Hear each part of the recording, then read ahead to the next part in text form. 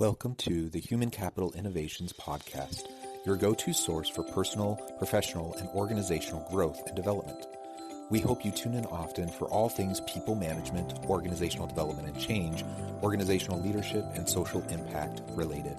Maximize your personal and organizational potential with Human Capital Innovations Podcast.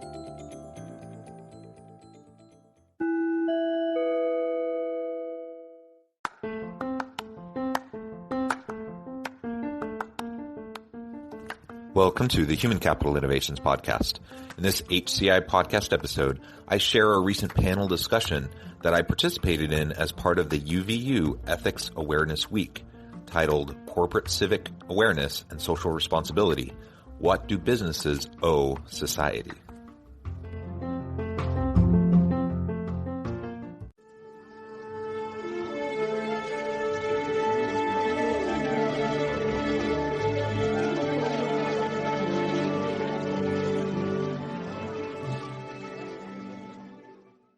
Hello, everyone. I'd like to welcome you to our session from the Woodbury School today. We're going to be talking today about corporate social responsibility and some of the issues around what businesses owe to society. And so just want to start off and quickly introduce our panel that's here today. So my name is Jeff Peterson. I am currently serving as the faculty and curriculum director for the MBA program and was formerly the chair of the organizational leadership department.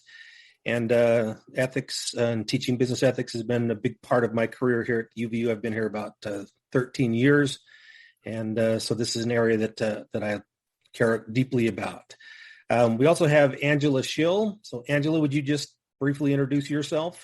Sure. Hi. I teach here at UVU. I've been here about a year and a half. I teach organizational behavior, and I'm in the organizational leadership department. And I have done a lot of research on different areas in disability studies, and how that kind of plays into this topic on ethics is where I'll be focusing today, and means a lot to me as well. Great. Thank you, Angela. And we also have Jill Jasperson. So Jill, would you introduce yourself? Hi there. I have been in the Woodbury School of Business for over 20 years and have taught different classes.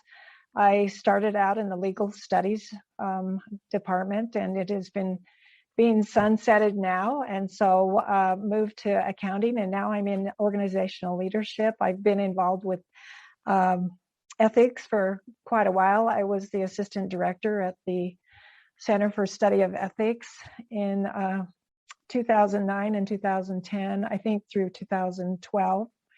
So I worked with David Keller at the time. Anyway, I attended a corporate social responsibility conference actually in Geneva, Switzerland at the UN building. It was very interesting. I teach currently what's called individual action and corporate social responsibility, which I guess you can consider it a business ethics, but I teach quite a few sections of that now in the organizational leadership department here. So I am in the same department as these two wonderful people, and it's really an interesting subject. Great. Thank you, Jill. We'll also be joined in just a little bit by John Westover. So John is the current chair of the Organizational Leadership Department. He is also, I'm going to forget exactly the name of the Center for Social Responsibility, and he can introduce himself. Social impact, yes. So, yeah. So again, an area where he's been very interested and involved for a long time, and both John and I are on the board with the Center for Ethics here, and so very involved with that. So, all right, what we're going to do is I want to start off by giving a little bit of background into business ethics and corporate social responsibility with that, and then we'll move into having each person kind of talk a little bit about areas where they have some expertise and some knowledge. So, now, business ethics is similar to virtually any other kind of ethics in that that we're focused on the primary three kinds of philosophies. So the first being utilitarianism, which is often called consequentialism or ontology, the idea that we judge something as being moral or ethical based on the consequences of what it is. So if something has positive consequences, then that would be the moral thing to do. And again, the underlying idea being that that which produces the greatest good for the greatest number of people is the most ethical thing to do. We also, of course, focus somewhat on deontology, or kind of the rights and principle-based ethics. So this idea that, regardless of what benefits might come, people have certain kinds of rights that should not be impinged on. And a similar idea to say that there are certain kinds of principles. And, obviously one of the main principles is the idea that human beings should be treated with dignity and respect. So anything that does not fulfill that would be considered to be unethical. And then the third area, of course, would be virtue ethics, which is the idea that there are certain virtues that we should be striving towards. And so we should identify what those virtues are. And being inside of an organization is going to influence the kind of a person that you become, and has that influence. And so we should pay attention to those things. So those are three areas that strongly influence business ethics. However, in business, I'd have to say that probably the main focus in business tends to be much more on kind of utilitarianism. So most arguments in business kind of come from that idea of this is what's best. There are a number of things that do hit on the idea you have certain rights, and so we need to uphold those rights.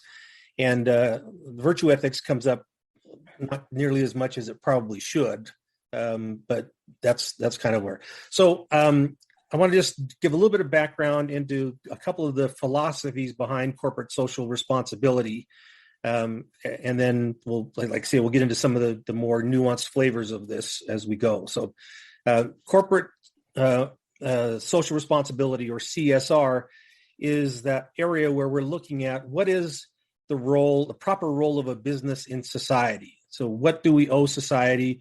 How should we act? What are our responsibilities and our duties, and those kinds of things? And as we look at this, there are two main models that have emerged as the predominant way that people think about our responsibility. And the first one is simply called the classical vision or version of corporate social responsibility. And what that basically says, and I'm just going to quote Milton Friedman because he is kind of, the godfather of this area. And so Friedman says that in a free economy, there is one and only one social responsibility of business: to use its resources and engage in activities designed to increase its profits, so long as it stays within the rules of the game. So that really is kind of the classical model in summary, and we'll explore it just a little bit. But that's the idea for this, is that from Friedman's view, the only thing that a company is responsible to do is to try to increase its profits. And the only caveat that it has is you have to stay within the rules of the game. And so we'll look at some of the reasons why and some of the problems with this as a philosophy. And a lot of this is based on this concept of the idea of private property. So, and again, this gets more into the deontological thing that says, people have their own private property, and if something is your own private property, you have the right to do with it as you please to do with it.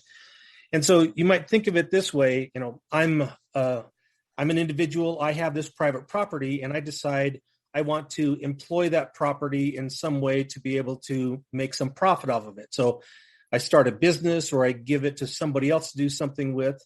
And so the idea then is that entity now is supposed to do something with this property that I have given them, and return back to me a reasonable return on that property that I have given to them.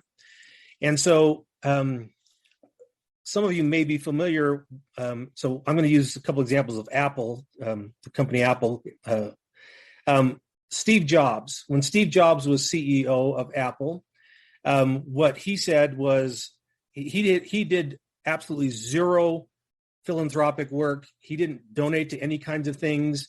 And when people asked him about it, he said, well, the thing is, people have given me their money given me the responsibility to provide them with a return on their money. And so if I were to take their money and give it to a charity, what I would be doing would be stealing somebody else's money that they had given to me in order for me to provide them back with a return on that. If the person that has given me their money wanted that money to go to charity, they would have just given it to charity themselves and cut out the middleman and the overhead of having a business to do it.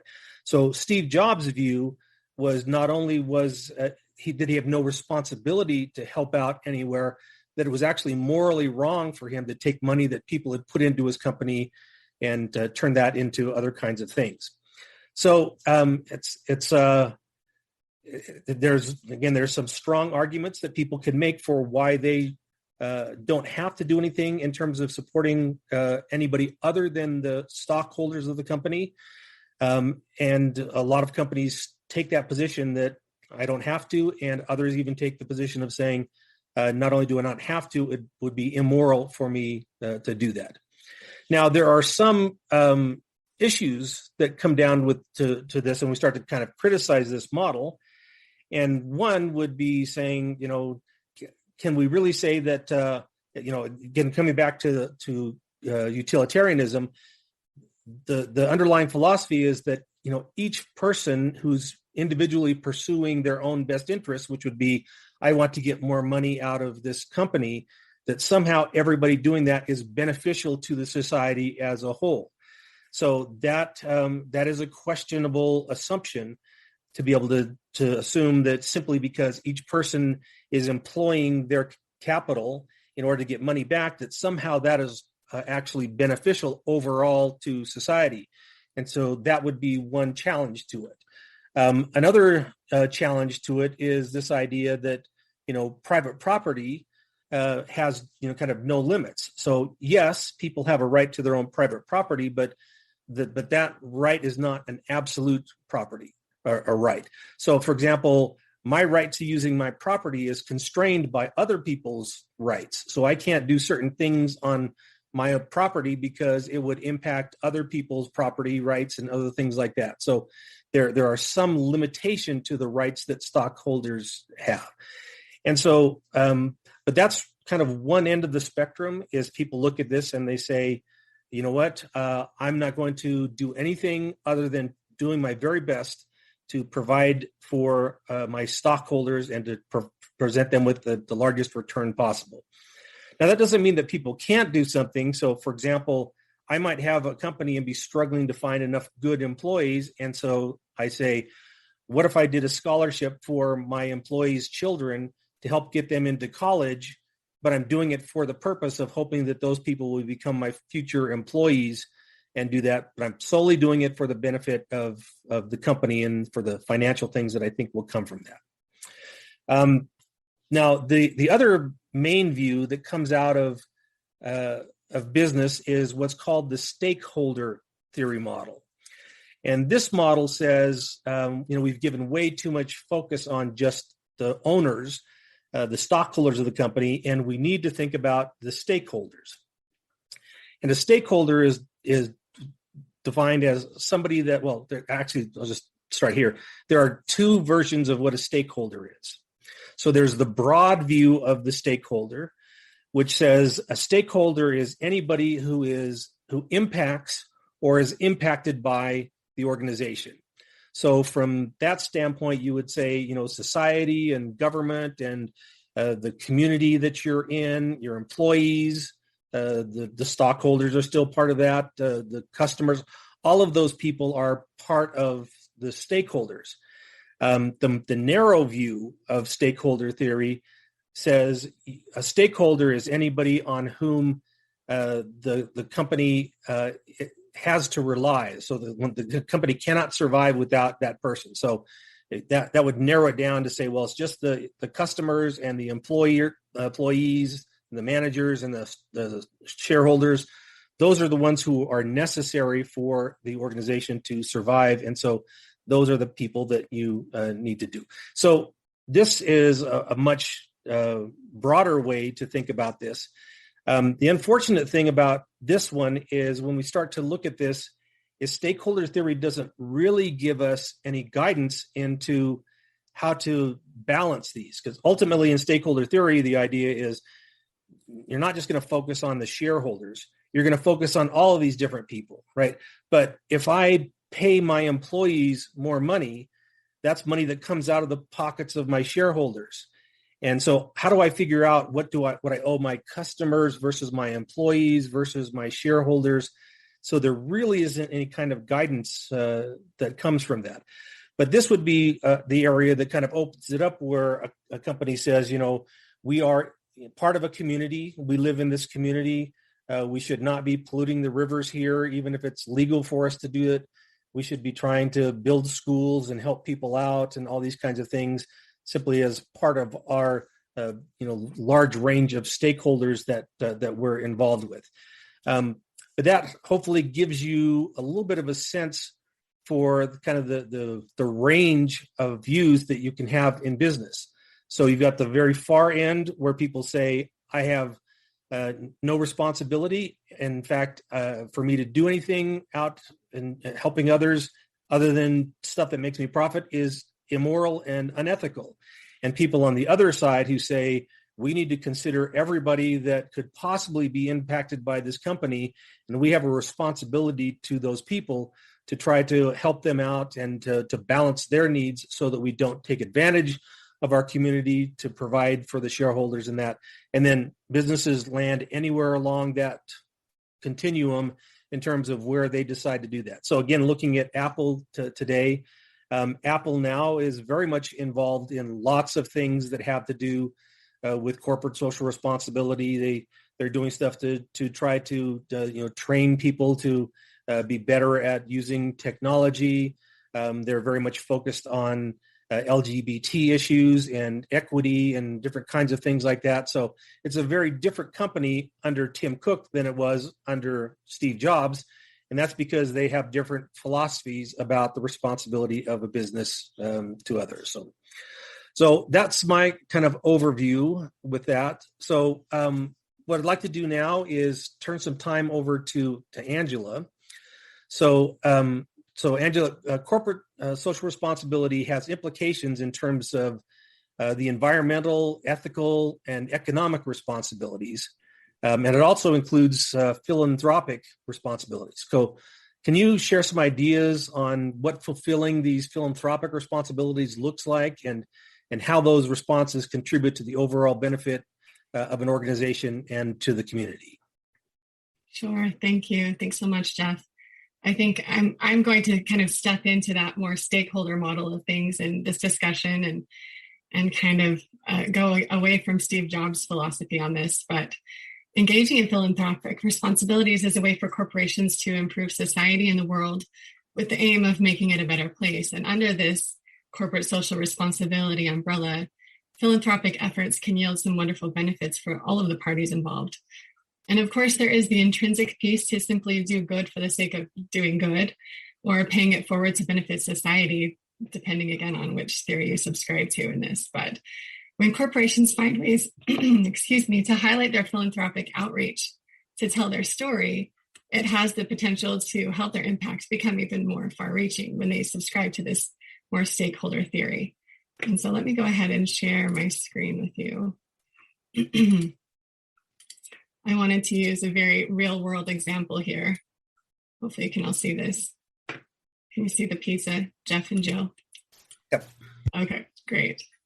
So here's my real-world example. Last weekend, I went to Malawi's Pizza with my daughter, and we spent 20 minutes waiting for our pizza to be made, and we were mesmerized during this time by the education that was going on these TV screens, where we were seeing how a portion of the money that we spent on our pizza, where it was going. And so we watched the entire food process being made and served. It showed this how, I don't know what I was trying to say. It basically walked us through the process of how our money went to pay for children and other needy individuals to have food in Malawi. So it showed the whole process of how the food was made, how it was being served. We watched this play out on the screens, and it had an impact on us. And so I was surprised. I didn't know the whole story when I had walked into Malawi's, but as I left, we both were having conversations about this, and we felt content with our purchase. And we were very satisfied that although we might have paid less for pizza elsewhere, seeing a very visual representation about how we had just inadvertently helped to ease hunger for children somewhere else in the world made this slightly more expensive dining experience worth it for us. And so when businesses can learn how to tell the story of their philanthropic engagement effectively, they gain even more traction in the success of their business, as well as being able to continue to pursue those philanthropic pursuits. And I just wanted to share really quickly a few that stood out to me, a few corporations that have done this well, at least that I've been made aware of. And just think about, of course, there's the idea that doing this is this is a benefit to the marketing of the company, but it also ties into this stakeholders theory of people that are involved want to be more involved because they see what they're doing. So there's a company called Theo Chocolate. And if you go to their website, you can see the extent to which this company has gone to exercise their corporate social responsibility and how to show how they've done it. And so the entire premise of their company in the very beginning was to take a stand against the unethical production of chocolate. And they did this company, by supporting farmers who produce the cacao, those beans for the chocolate in Peru and other countries, or the cacao plant. And then they tell the stories. If you go on the website, and you can find all different kinds of very inspiring videos that they've made that show how they were socially responsible in the practices for this company, and how it has allowed farmers to thrive in their communities instead of being taken advantage of and being impoverished, as was the case in the past and is still going on in other ways. And then one of my favorite examples that I was introduced to, actually, it's a company called, I've got the links up here for you to go and look at a few things, but it's called Ganashtim. And it was founded by Thomas Ng. And I first found out about this company actually through President Tuminez here at UVU, the president of the university, because she has a testimonial on their website when she worked with Microsoft in regards to her experience with them and their involvement with social impact. And so Ganashtim is basically a company. It's much what Jeff was talking about in terms of these social impact companies when it comes to getting involved in technology. And what their goal is, they're a for-profit social enterprise, and they subscribe to the triple bottom line concept of profits, people, and planet. That's all wrapped up in the CSR idea. And so they use technology and the internet, and they go about developing different ways to connect marginalized communities to the global community. And so Thomas Ng originally came from the Philippines, but the company is running in Australia at the moment. And what they do is quite fascinating to me in the research that I've done. Is not only do they reach out and provide help for people in marginalized communities, but they employ individuals that are from those marginalized communities. So the first thing they did was start hiring people with disabilities, or PWD. And by March of you can see this on their website, by March of 2018, 90% of their permanent staff were people with disabilities. And they've started to kind of diversify that. So today they have 60% of people that are persons with disabilities, another 30% of their staff are refugees, and then 5% are retirees. And they've just begun having these discussions with other marginalized groups, such as people with leprosy, HIV, ex-convicts, and women that are living in oppressed environments. And then they try to create opportunities for them to not just be benefited by the work they're doing, but also to do the work that they're doing. And of course, they talk about their economic impact as well. I would highly suggest you going in, especially the part that the link that says our staff, they have all these wonderful, beautiful testimonials of people that are working for this company that have disabilities and talk about their experience. And the interesting thing they talk about on their website is also that a lot of people that are their clients have no idea who the different dynamics that make up their staff. And so on one level, they tell their story. On another level, they just do their work as well. So corporations that, let's see, let me get to the next slide. So corporations that participate in this philanthropically responsible activities indicate different qualities. They indicate qualities of being aware and humble and kind of, paying it forward, a form of gratitude to be able to link what they're doing with their community in an ongoing effort to benefit society and their business dealings as well, and be a force for good within their communities. And of course, telling these stories and highlighting these more ethically sound ways of doing business and being involved in philanthropic efforts is a form of marketing, as I've said, but it's a form of marketing that can perpetuate the story and also magnify the impact. So beginning with highlighting their efforts or telling their story, this draws in more customers, satisfies stakeholders, and invites them to participate. And then as they have this additional participation, their business grows with awareness. And I'm sure you can think of a lot of companies who have done this. Starbucks is one that does this in a lot of different ways. And kind of like Jeff talked about, they're known for coming up with scholarship opportunities for their employees. And as their business grows and they can invest more resources into these causes, they can make a larger impact and can continue to give back more and more. And in addition to that, the employees and the stakeholders within the business, supporting the business and working within the business, they can bond with one another and feel that unification within the community. So it just ties people together and there's more at stake, just like my experience going to get pizza.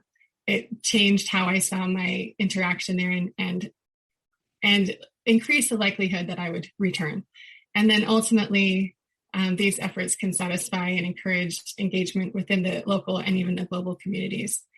And so that's my stakeholder model support of this perspective in CSR. And I suspect that Jill now is going to go ahead and maybe show us how things are not as straightforward and simplistic as I have shared.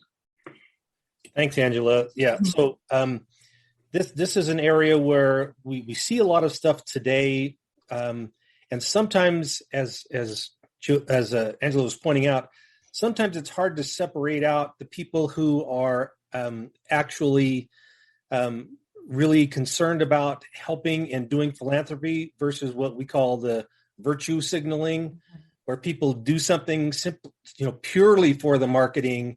And usually what you find is when people are really doing this out of their values and their morals, very few people object to this. So nobody's going to object to the fact that people are being helped because they've got disabilities or that pizza is helping to feed people around the world. But there are other times when people make some kind of a big stand or whatever, and then it ends up being very divisive. And that's not to say that it may not come out of it, but there is a difference between people who really have that feeling of we're trying to do something moral here. And there is a whole class of what we call social entrepreneurism, where people start these businesses and the whole underlying concept of the business is to go out and to do good things and that.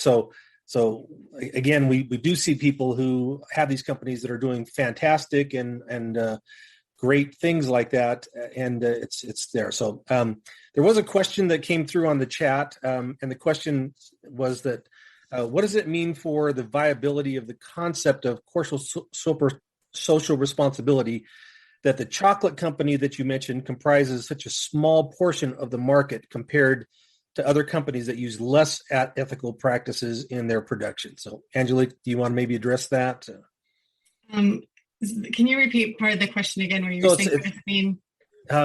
The question was kind of around the validity, of the viability of the concept of being socially responsible, right, when your company ends up just being a very small player versus these very large players, right, that are not nearly as ethical in their production.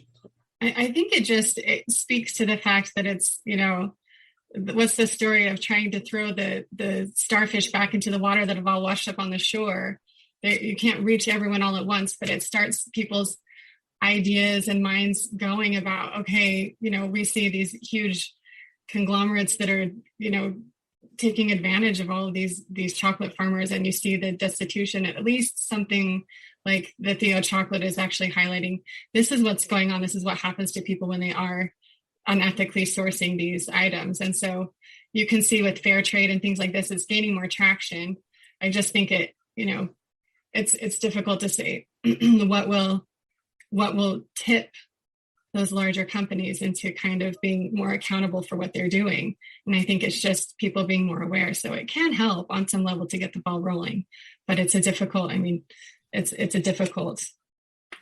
issue to broach. So, and I think that there are other companies. So again, if you look at Apple, Apple is probably one of the very most responsible companies in terms of their environmental stuff. Because again, people criticize Apple because there are, they use rare minerals that are mined by the suppliers of their suppliers of their suppliers, right? And so, but Apple and most companies would say we don't have a responsibility for what our suppliers are doing, but Apple will enforce that to say we want to ensure that there aren't any child laborers that are mining, copper that's going into our things, and so.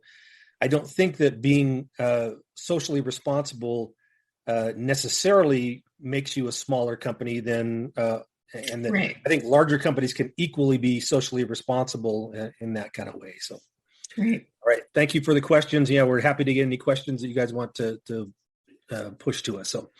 So Jill, obviously there are some legal aspects to corporate social responsibility and through the past. So. Maybe you could, as our resident lawyer and legal expert here, share a little bit about what are some of the legal aspects of CSR? That's right. Let's look at that. First, I want to speak to Angela for a moment. I went on an MBA trip a couple of years ago, and one of the projects was coffee and coffee beans, and having a good way, reliable and virtuous way of obtaining those coffee beans. And so that's what one of our student groups at UVU worked with one of those groups. So I thought that was interesting that they were trying to find that. And then the other thing I wanted to mention is I did a faculty development in Australia, and they used for one whole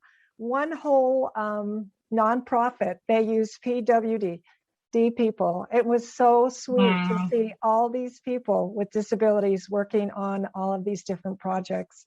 It was wonderful. Just wanted to add that. So let me share my screen with you guys, my PowerPoint.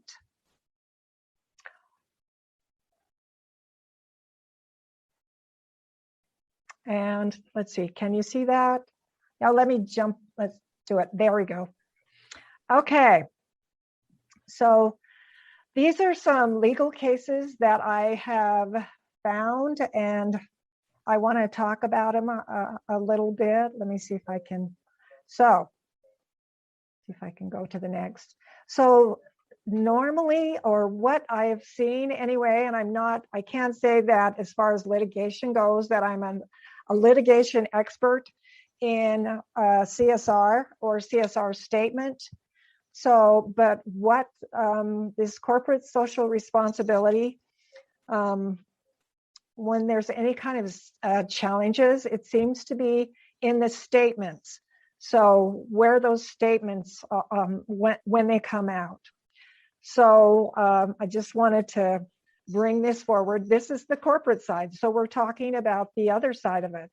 So a majority of CSR statement challenges have been unsuccessful, where people are bringing lawsuits against the corporations and challenging their CSR statements. So I, just wanted to say, hey, this is what's happening. So the first one that I ran into was Ruiz versus Dairy Gold Inc., or Northwest Dairy Association. And this one started in California, but it was determined in the Washington Federal District Court, actually the Western District of Washington. This is a 2014 case, so a little bit older. I kind of went up the line. I went from older to newer. So they let me kind of give you a background on it. The plaintiff that brought this, so this was Ruiz, really relied what they felt like was false assurances of ethical treatment for the cows and for the workers when they were buying their Dairy Gold products. So what they were asking for was reimbursement for the monies paid for the Dairy Gold products and damages, and also injunctive relief to stop them from doing any kind of further bad acts. So, because they learned about wage and labor lawsuit from some of the workers, they were concerned about that, and also they showed pictures of sick cows and they were being milked, and they were very concerned about that, about milking of sick and injured cows. And they had, like I said, had pictures of that. But what it came down to, basically the court examined each of the challenges. There was more than one. There was quite a few of these challenges. And looking just at the statements themselves, these CSR statements, the court found that those statements were aspirational. So they weren't false in any type of material respect, and it was dismissed. Those challenges were dismissed, and so Dairy Gold, basically they had a motion to dismiss, Dairy Gold did, and so they basically won their lawsuit for that one. And Ruiz was denied any kind of, and so she was a customer and bought Dairy Gold. And then also became, I think she also had some friends or became, she was either notified maybe by friends or I don't know if it was family or whatever, but that there was some worker issues as well. So she felt as a Dairy Gold customer that she, as that type of customer, could bring that challenge, and she did do that. However, it was dismissed. So that is the first case on corporate social responsibility, those statements that they had. The next one, so I got three cases here. So the next one is Bondali versus Yum Brands, Inc. So this is not only, it went to a federal court, a federal district court, it was actually appealed from the federal court to a federal circuit court. So it went even further, they appealed it.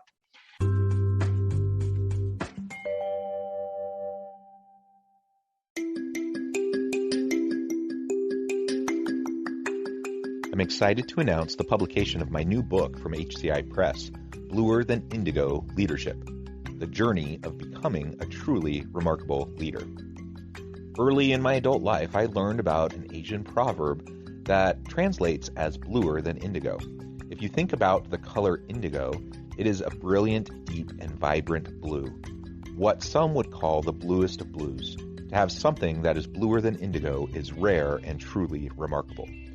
Contrary to popular myth, there is no one-size-fits-all or cookie-cutter approach to effective leadership. There's no silver bullet, no secret sauce, no go-to model that will solve all of our problems. The truth is, great leaders have all had their unique strengths and flaws, and have all had to discover and then pave their own distinctive path in their life's journey to fulfill their leadership potential. Bluer Than Indigo Leadership will help you discover your own path and explore those ordinary, everyday actions that will help you respond to an uncertain future and produce extraordinary results for individuals, teams, and organizations.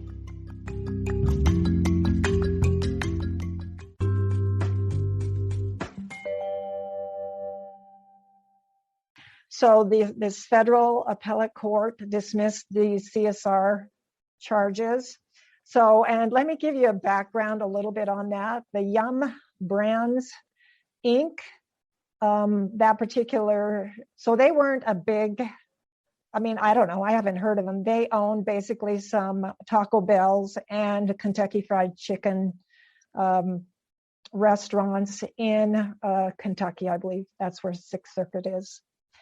So some of the batches of the chickens that they were using, I think this kind of, well, it may have related to Taco Bell too, but I kind of thought it would be more for Kentucky, the KFC. So batches of chickens from some of their suppliers were tested positive for drug and antibiotic residues. So they and there were some other things too, but I think that was some of the stuff that occurred. They did eliminate those inferior suppliers. There were a lot of different suppliers that they, of course, if you're feeding a lot of people, you got to have a lot of chickens, you got to work on a lot of different things, and they had a lot of different suppliers. So those CSR charges were also dismissed.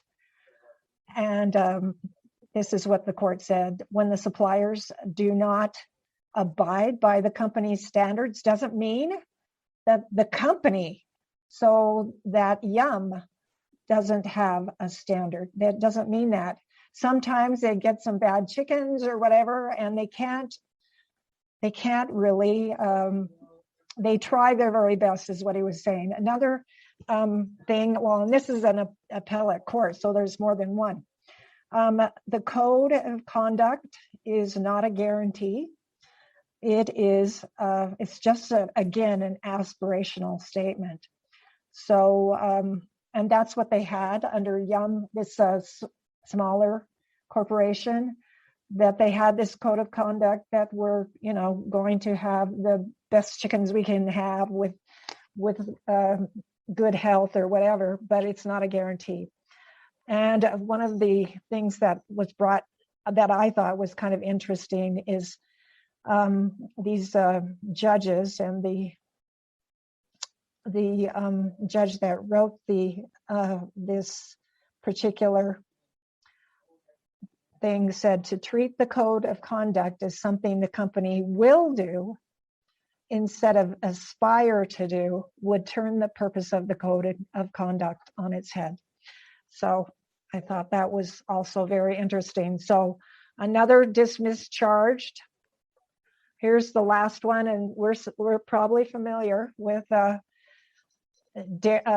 maybe you're not familiar with Dairy Gold or Yum Brands, but I think all of us know about Costco. So this was brought in the Northern District of California, Federal District, in 2017. So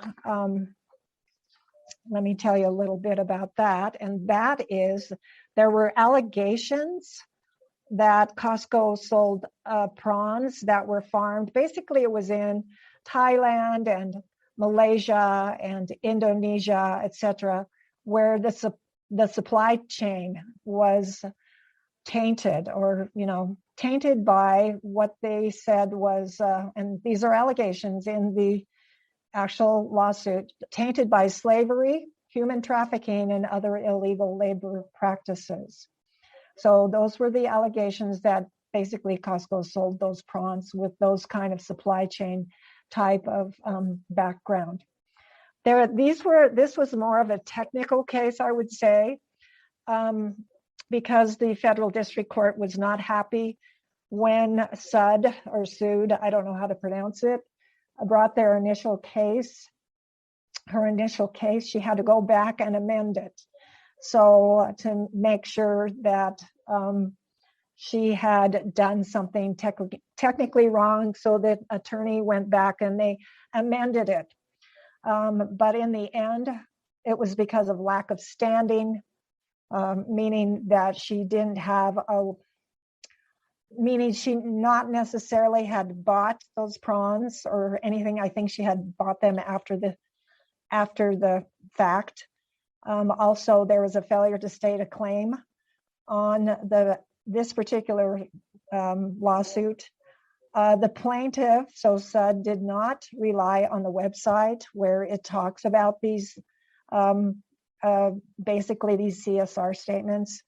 And there was and so what happened basically is they would not allow another amended order to dismiss. So they just said, hey, you're going to fail anyway, so we're just going to dismiss this charge. So like I said, it was more of a technical thing than anything, but there were a lot of problems, as you can imagine, with these types of things. They are going to be kind of technical. So a few CSR statements have survived. This is all just so where companies have made really concrete and measurable factual statements or promises to meet their CSR goals by a certain date. Just have it really concrete, have it exactly what they want instead of aspirational. Then they will definitely, those CSR statements will survive and they'll be able to go to court and probably not be dismissed. So my last slide is, if you are a business that are looking to minimize your liability and any kind of litigation, don't ignore that CSR at all.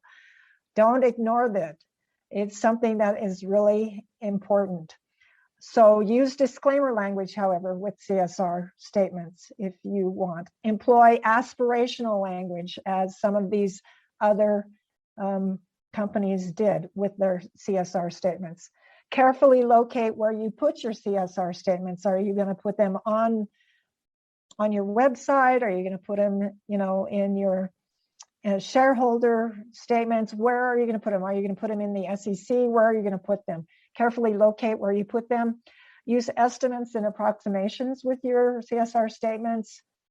Also, when you're educating your employees, basically the education, meaning what kind of litigation and legal risks that you may be, risk management. Make sure that you do that and give that training to those employees responsible for CSR. And then also sync both your external consultants, if you ever hire any external, with your internal employees to the same info, so they aren't different types of information.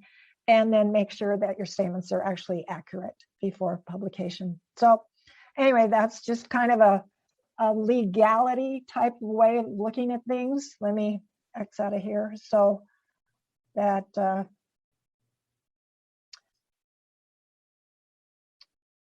you're careful. If you're a big company, or if you want to do that, or like Jeff was talking about, where Apple has gone the extra mile, and make sure that the suppliers of the suppliers of the suppliers are like that. Anyway. All right. Thank you, Jill. So yeah, this is an interesting area as we look at some of these things that are happening. In fact, I saw just the other day, there's a lawsuit against a company that makes hard seltzer.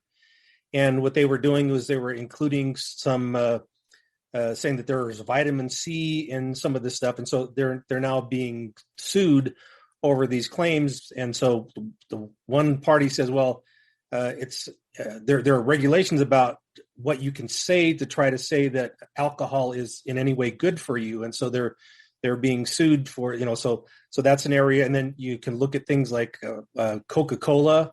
Coca-Cola had a situation where they had put together a policy where they said, we're only going to use lawyers whose law firms employ a certain percentage of ethnic minorities.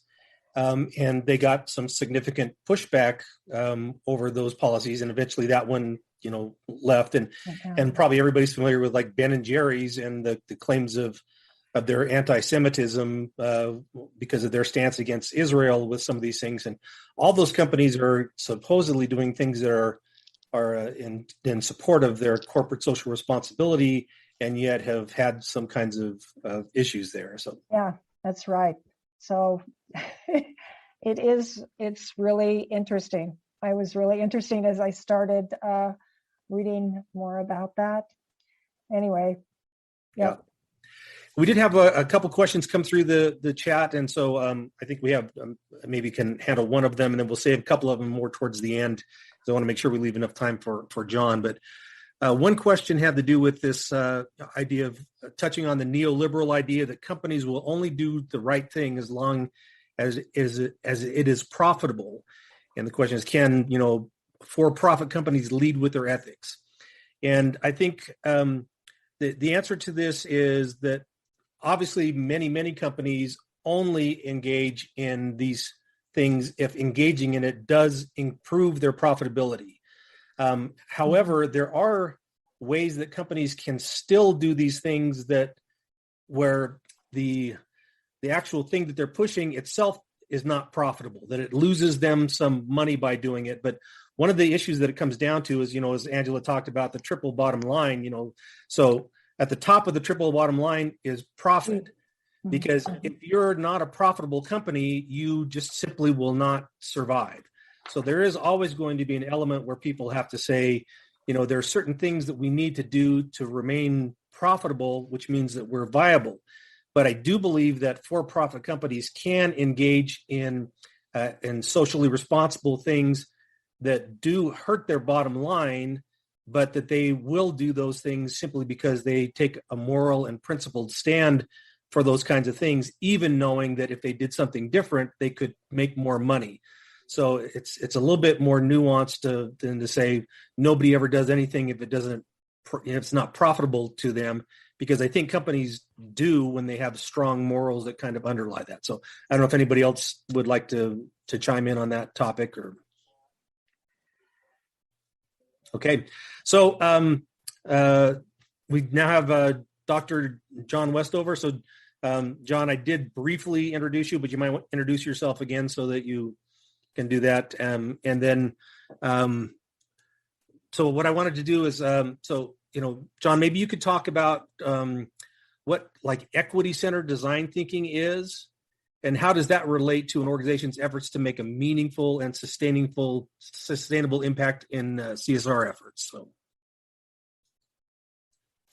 Yeah, thanks, Jeff, and thank you everyone for your patience. I apologize that I joined late, but it's a pleasure to be here with you. I thought to respond to this question, or sorry, I guess I should start with a brief introduction. I'm a professor in the School of Business in the Organizational Leadership Department. I teach organizational development and change management, HR types of courses. I'm also the academic director of the Center for Social Impact. And so actually, to start to respond to the question that Jeff just posed, I thought I would talk a little bit about what we do in the Center for Social Impact in terms of the approaches that we try to take in responding to broader societal challenges and issues that we face. And in the Center for Social Impact, we use what we frame as the pathways of social impact, with this desire to understand broader social problems as entire holistic systems. So one of the questions in the chat, for example, was talking about how a philanthropic organization in beef oil industries, for example, can they really solve the problems associated with those industries? That's a big question. It's a big challenge. It's a big problem. And the reality is that only a philanthropic approach probably won't make the difference. And that's why we need to take a holistic systems approach to better understanding the types of challenges that face our communities. So in this Center for Social Impact, we use 6 pathways of social impact. One is direct service. Second is community engaged learning and research. The third is what we're talking about today, focusing on social entrepreneurship and corporate social responsibility.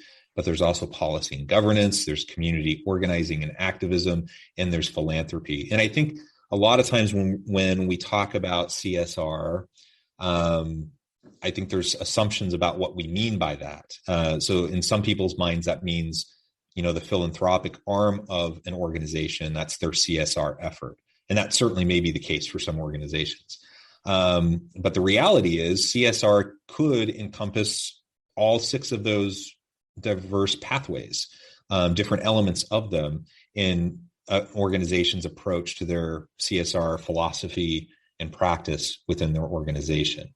And regardless of the framework, regardless of, whether the 6 pathways framework that we use in the Center for Social Impact, whether that's what you use or you have some other framework, stakeholder capitalism, triple bottom line, like there's a bunch of different ways to think about it. But the reality is that we need to have a more holistic approach in trying to better understand these challenges. Otherwise, we're just going to play whack-a-mole in trying to stomp out one problem, and then we'll have unintended consequences that pop up in another area, and then we're just constantly chasing our tail trying to respond to each of those elements. And certainly there are really pressing, challenging social, economic, political, societal issues. And so the title of the session today, what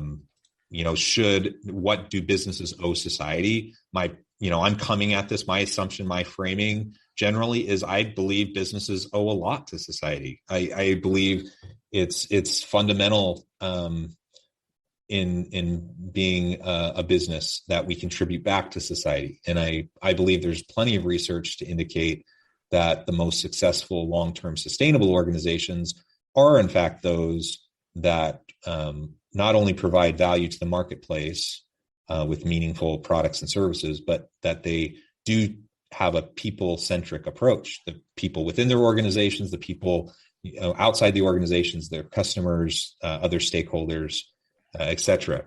And when we do that as an organization, then we can start to tackle some of the really complex, challenging issues, and we can give back to society as a whole. So that's my kind of underlying assumption and foundation for what I'm about to say. So all of that said, getting back now to Jeff's main question about equity-centered design thinking, one of the models and frameworks that we use in the Center for Social Impact is this idea of equity-centered community design.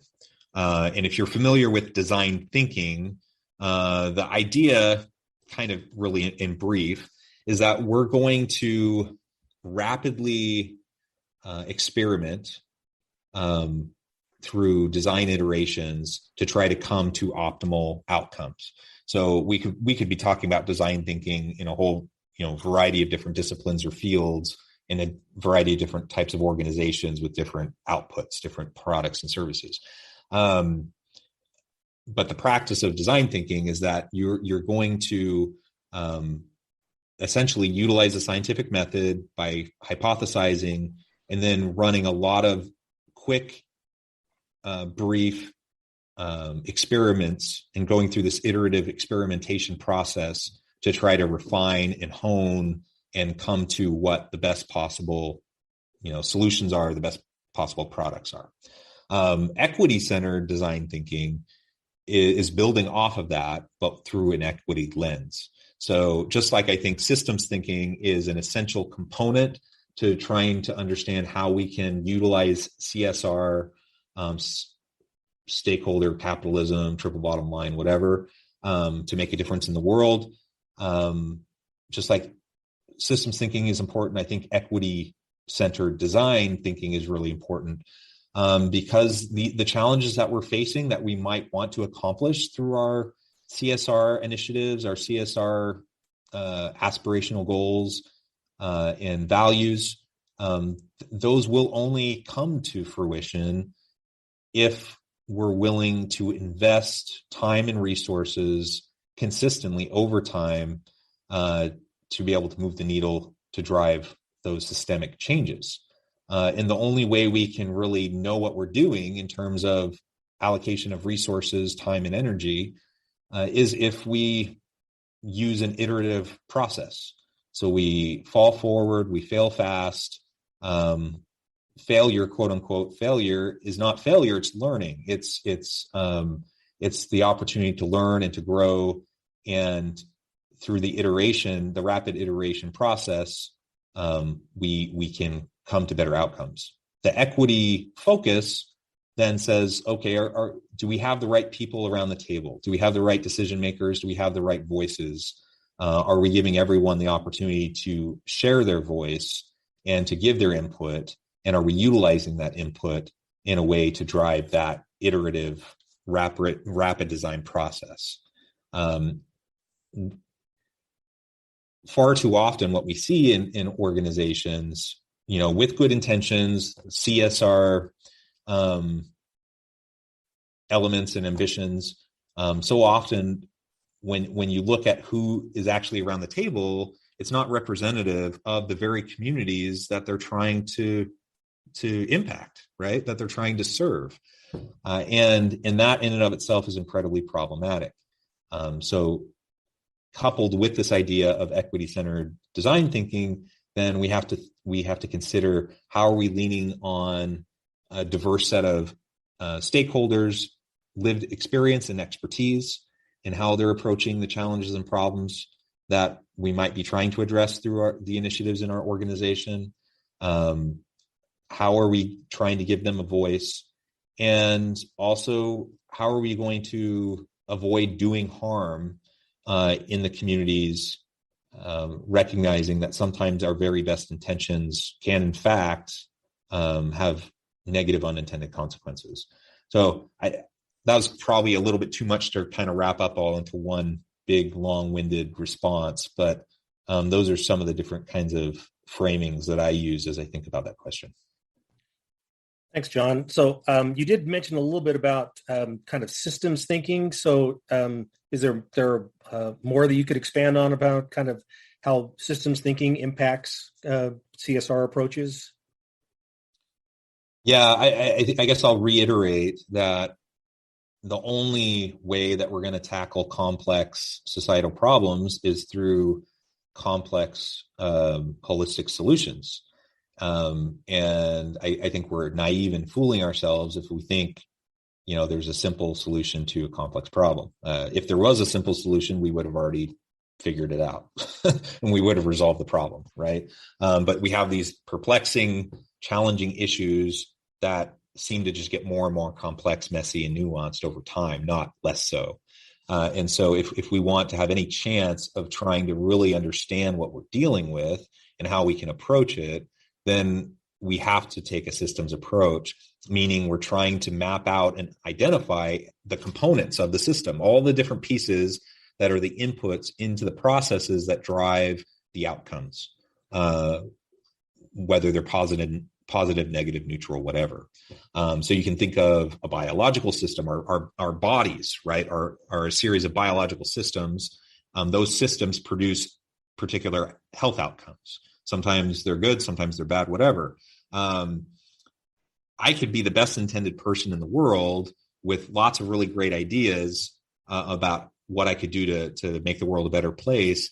But if I'm doing that within broken, unhealthy systems, then it kind of gets back to the question that was in the chat, about, can a philanthropic approach really solve the problem? No, I mean, the best intention that I have won't actually drive anything if the system itself is broken and unhealthy. And so you have to work towards dismantling the unhealthy system and then rebuilding something that is more equitable and that will allow for a more inclusive approach to solving the problem. So the systems thinking approach is just, it's kind of a buzz term, a fancy way of framing that we need to understand all the components leading to the processes and the outcomes, whether they're good, bad, or neutral. And we need to understand how they interact with each other.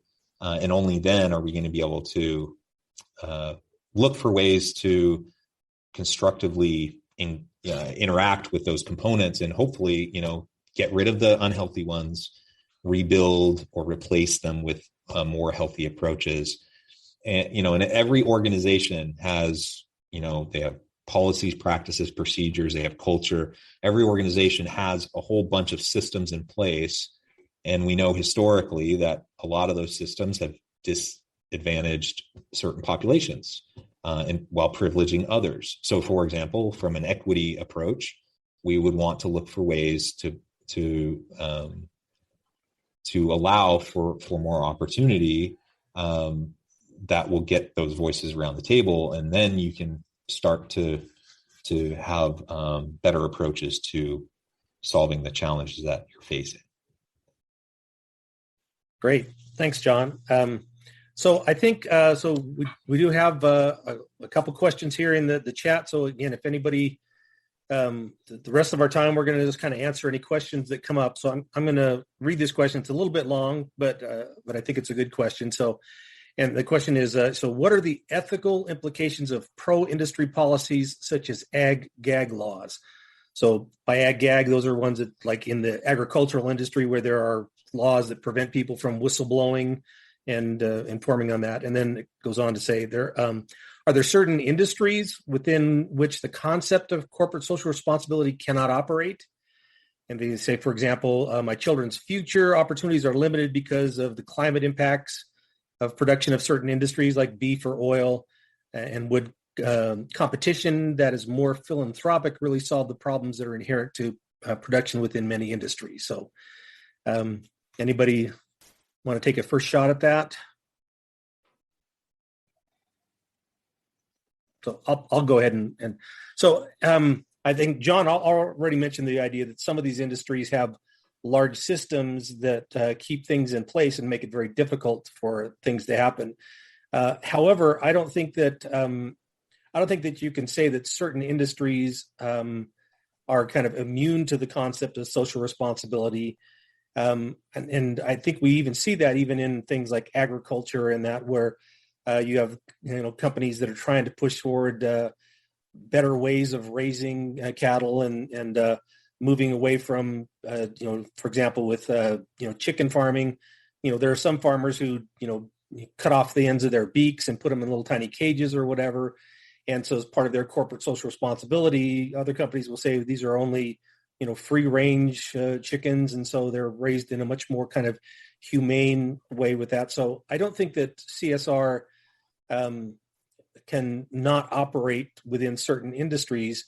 I think some industries it's really easy to operate within, and other industries it's difficult. And as I mentioned with stakeholder theory, again, when you're looking at who are all of the different stakeholders that I'm trying to satisfy, that may be a difficult thing, because you can say, well, there's only a certain amount of work that people in the beef industry can do to help the environment and still remain profitable and still provide the products that people want to buy. But then you see other things like the impossible meat, and other companies that are rising in ways to try to address the fact that some people don't want to have the things that come out of the beef industry, and so they're willing to eat other kinds of products and that. So I think that there is room for that to operate.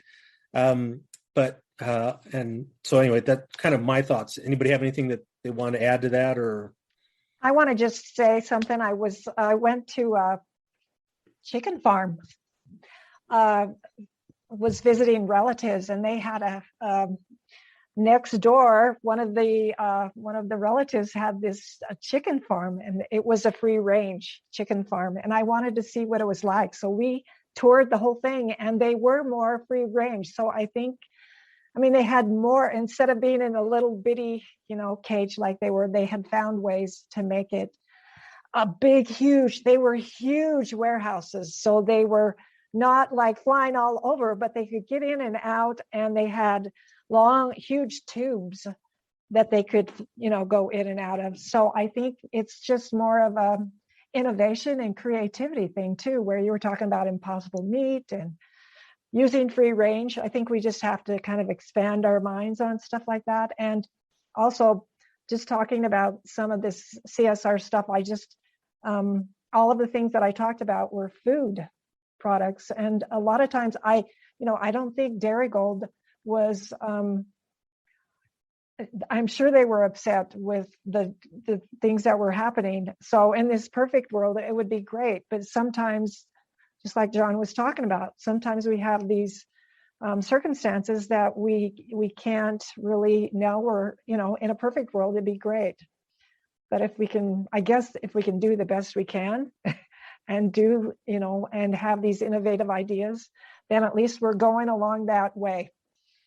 Well, and I agree. When we talked about those two ends of the spectrum, you've got the classic model where you should not be spending people's money for anything other than making a profit. And then the very far end where your company is actually a socially responsible thing is what you're doing.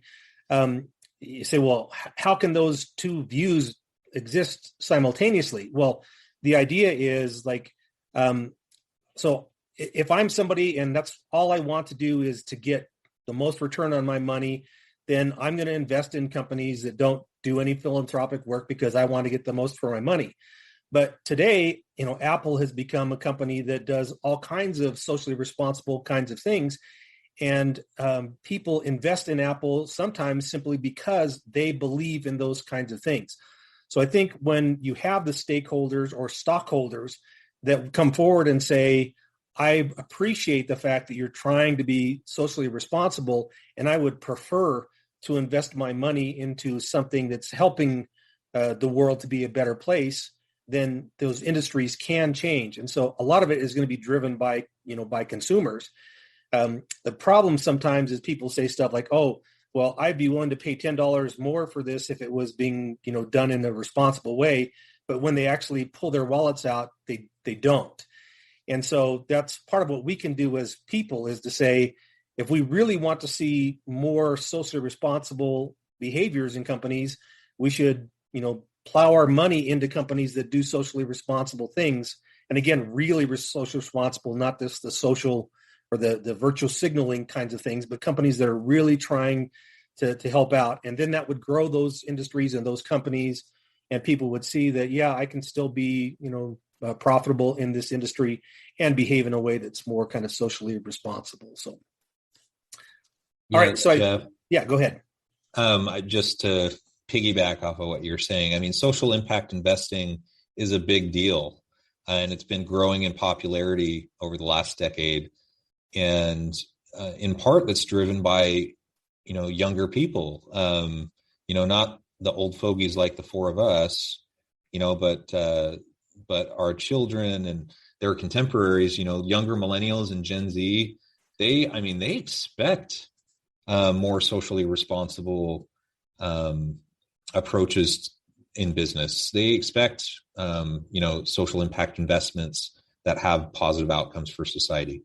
I think of my daughter, she turns 12 next week, but as a 9-year-old, she came home from school one day where they talked about how, the big ag and meat farming and how that all went down.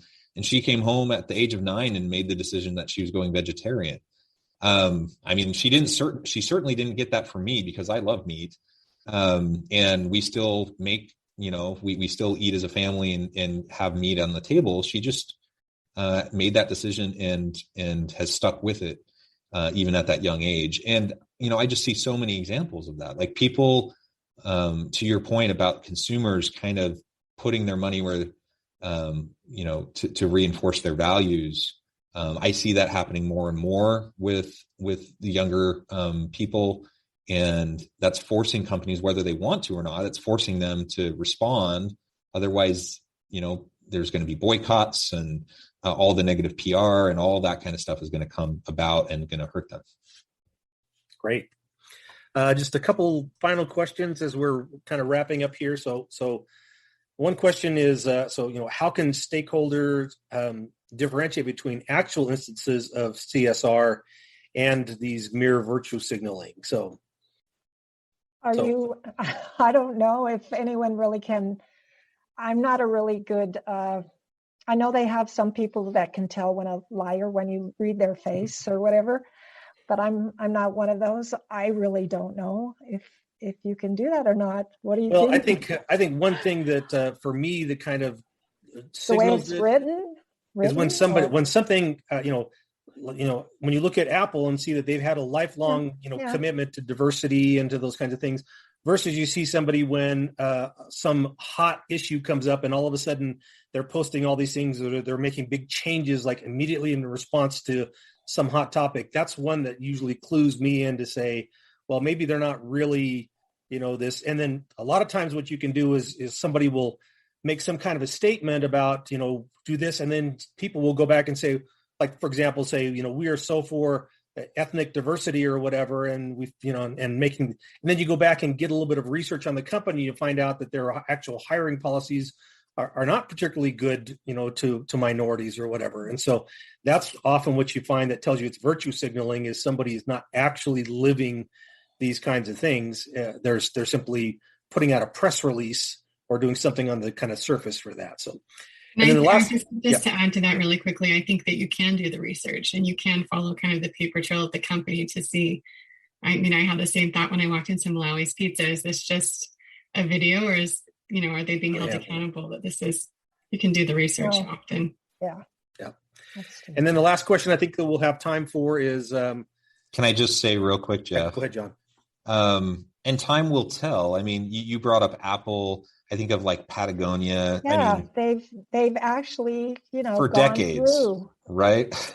So you have, I mean, if a company who hasn't really been involved in the space, responds to some sort of a social outcry, or, some sort of timely sort of thing, I guess we don't know. We don't know until we see if they put their money where their mouth is, right? If they actually will live the values that they're stating. And that often, or something. So. Yeah. And sometimes that takes time to really bear out. Yeah. And then the last question here, and I know if people need to drop, they can drop it. It simply says, does the fact that change needs to be kind of consumer driven go against the idea that executives can be ethics driven? So again, my view is that those are not necessarily mutually exclusive, right?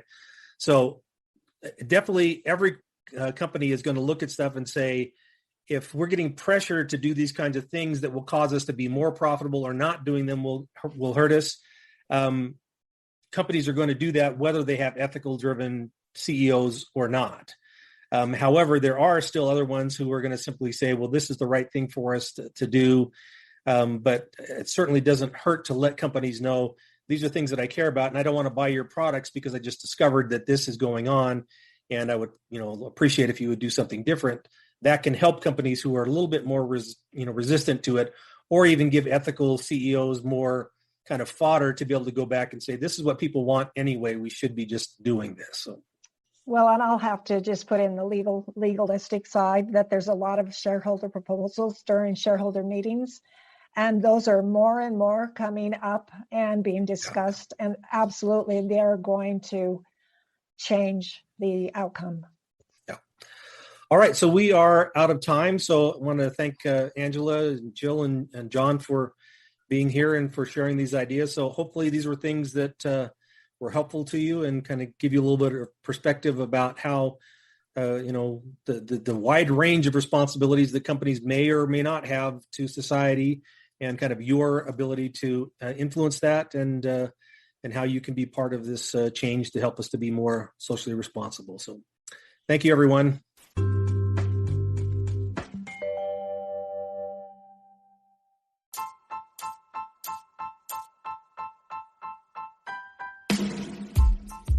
The alchemy of truly remarkable leadership.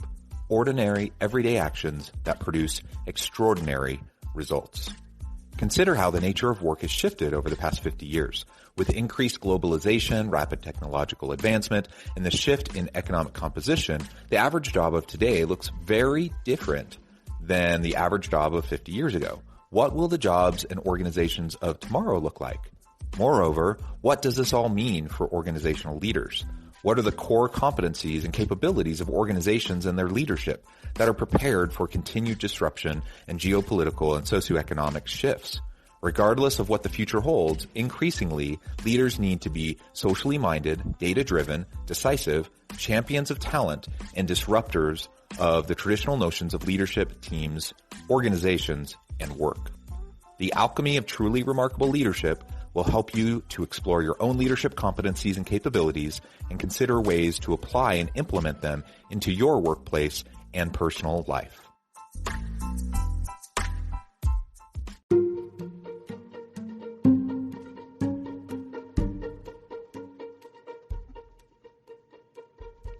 Check out Human Capital Innovations magazine, Human Capital Leadership.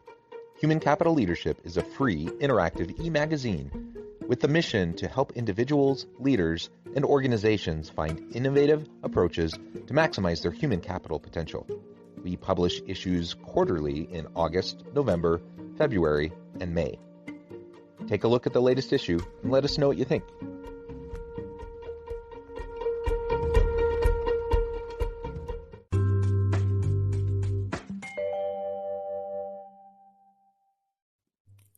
Thanks again for joining us for this episode of the Human Capital Innovations Podcast.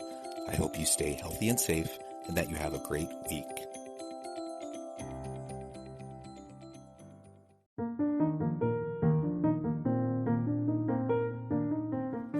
Check out our new weekly LinkedIn newsletter, Alchemizing Human Capital, exploring industry trends via original research and interviews with executives and thought leaders from across the globe. We look forward to having you join us.